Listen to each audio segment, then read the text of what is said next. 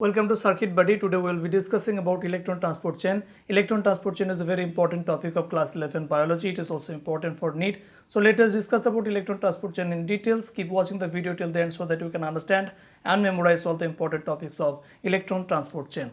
In order to understand electron transport chain, we have to understand two basic concepts. One is oxidation and the other is reduction. Okay. Now, in case of oxidation, let us take an atom sodium, and in this reaction the sodium has released its electron, its valence electron, forming sodium plus a cation. Okay, so this is oxidation. The release of electron means oxidation. And suppose we have chlorine and it accepts one electron, forming Cl minus, okay, and anion, so it is reduction reaction. So acceptance of electron means reduction. Now in the electron transport chain we have certain electron carriers, okay, and I call them shortly,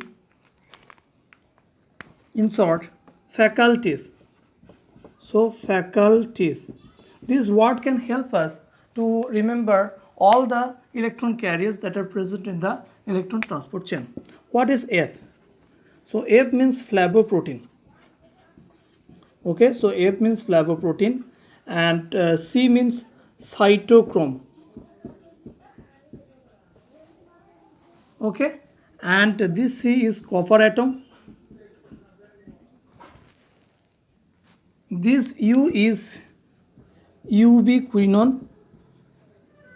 Okay, and this I is iron sulfur protein.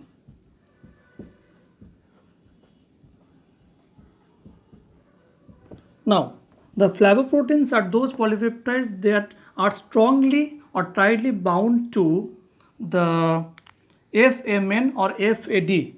So they are bound to FMN or FAD as their prosthetic group. FMN means flavin mononucleotide and FAD means flavin adenine dinucleotide. Okay, and these flavoproteins are part of the complexes, the stable complexes that are present in the inner mitochondrial membrane. The flavoproteins can accept and donate 2 electrons and 2 protons. Okay, now we will talk about the cytochromes. Cytochromes are those electron carriers that have heme as their prosthetic group. Okay, so they have heme, and you know very well that in the heme there are ferrum ions. Okay, so Fe3 plus or in the Fe2 plus state. Okay, so these cytochromes can accept and donate only one electron, single electron, during the transition of the ferrum ion. Okay, so for example, suppose we have Fe3 plus, okay, and it accesses one electron and it will be Fe2 plus. So this is the acceptance of electron, that is reduction of Fe3 plus. Suppose we have Fe2 plus and it releases its electron and becomes Fe3 plus. So it is oxidation and release of electron. Okay, so you can see that there are two transition states, and during this transition one electron is accepted or released. Okay, now in case of the cytochromes, there are three types of cytochromes: cytochrome A, cytochrome B, and cytochrome C. Okay, so there are three types of cytochromes present. Now we will be talking about the ubiquinone. Ubiquinone are not part of the complexes that are present in the inner mitochondrial membrane. Ubiquinones are hydrophobic molecules with hydrophobic tails made up of 4 carbon isoprenoid units. Okay, so ubiquinone can diffuse laterally in the inner mitochondrial membrane. They can move from one place to another. We will be talking about them just in a minute. So ubiquinone molecules, when reduced by electrons, forms ubiquinol. So in general we call it UQ in short, but when they are reduced they form UQH2 or ubiquinol. So ubiquinol, they can move through the lipid bilayer, okay, and through lateral diffusion. Now we will be talking about the iron sulfur proteins. The iron sulfur proteins are proteins containing iron, but these iron are not part of the heme moiety or the heme group. Okay, instead the iron atoms, as the name says, are attached to the sulfite ions. Okay, so iron ions are linked to the sulfite ions in the iron sulfur centers. There are many iron sulfur centers, and these iron sulfur protein are part of the stable complexes in the inner mitochondrial membrane. Okay, now one more thing I have to say, that the cytochrome C molecules are not part of the complexes. Okay, the cytochrome C are present in the intermembrane space of the mitochondria. Okay, so cytochrome C are present in the intermembrane space of the mitochondria. They can move from one place to another, and they can transfer electrons. Okay, now these are the electron carriers in short. Now we will be talking about, now you can see that there are four complexes: complex 1, complex 2, complex 3 and complex 4.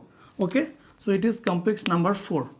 Now complex 1 is called the NADH dehydrogenase. So this is complex number 1, complex 1. Okay, complex number 2, this complex is succinate dehydrogenase. Complex 2 is succinate dehydrogenase. And complex 3, as you can see, it is cytochrome BC1. Okay, complex 3. Complex 4 is cytochrome C oxidase. So cytochrome C oxidase. Okay, now let us see how the electron moves along the increasing redox potential.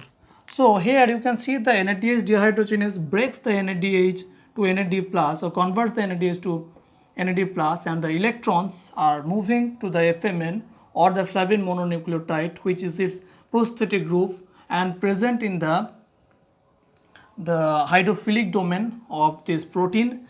Now the electrons are transferred to the FAS centers, the 7 FAS centers, and from the FAS centers they are transferred to the ubiquinone, and the ubiquinone is reduced to ubiquinol. Okay, and the electrons are reducing the ubiquinone to ubiquinol, and this reaction is accompanied by the translocation of 4 protons. You can see that 4 protons are translocated from the matrix side to the intermembrane space of mitochondria. Now the ubiquinol transfers the electron to complex number 3. Okay, now the 2 electrons separate and to go through 2 separate pathways. Okay, and the energy is used or utilized to translocate 2 protons from the ubiquinol to the intermembrane space, and another 2 protons or extra 2 protons are translocated from the matrix to the intermembrane space of mitochondria.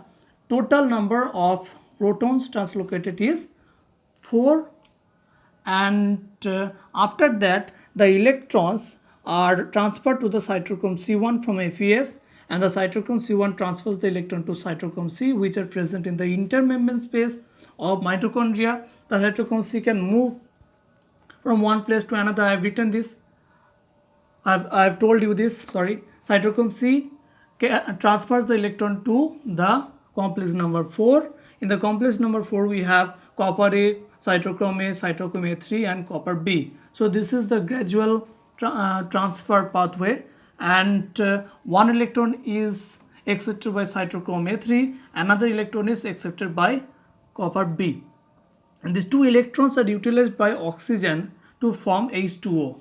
Nearly 300 ml of water is produced every day by this process.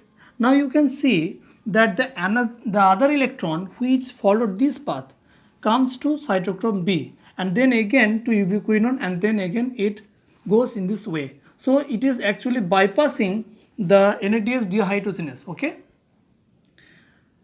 Now we will talk about the complex number 2. In the complex number 2, the name of the complex number 2 was succinate dehydrogenase. Okay, succinate dehydrogenase converts succinate to fumarate, and the electrons are transferred to FAD or flavin adenine dinucleotide, and from FAD the electrons are transferred through 3 iron sulfur centers to ubiquinone, forming ubiquinol. Okay, and the distance from the reaction site to the ubiquinone is 40 angstrom, and the ubiquinol then transfers the electron to cytochrome B. Then again the electron goes to the ubiquinone, forming ubiquinol, and the circle repeats. Okay, so you can basically see when the electron transport chain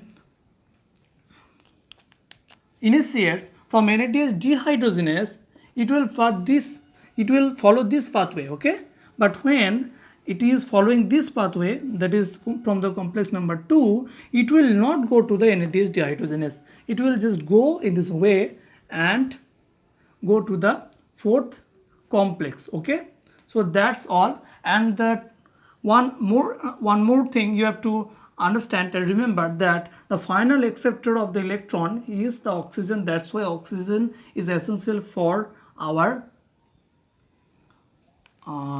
life. Okay, because oxygen takes the electron, the energy depleted electron, to form H2O, and the protons that are translocated in the intermembrane space by the proton pumps, as we can say them, 1, 3 and 4 complexes. So the number 1, number 3 and number 4 complexes are called the proton pumps, and the protons are translocated in the intermembrane space, forming a proton gradient, which will help the ATP synthase to form ATP, which is our energy currency, which will help us, or which helps us to be alive. Okay, so thank you very much for being with me, and please subscribe my channel so that you can get future notifications whenever I post a new video on this YouTube channel. Thank you very much once again.